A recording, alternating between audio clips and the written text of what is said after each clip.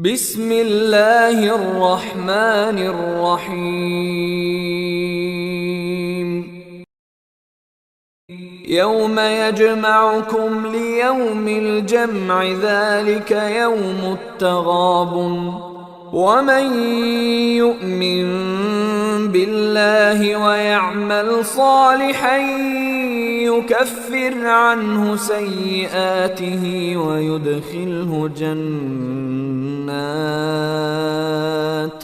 ويدخله جنات تجري من تحتها الأنهار خالدين فيها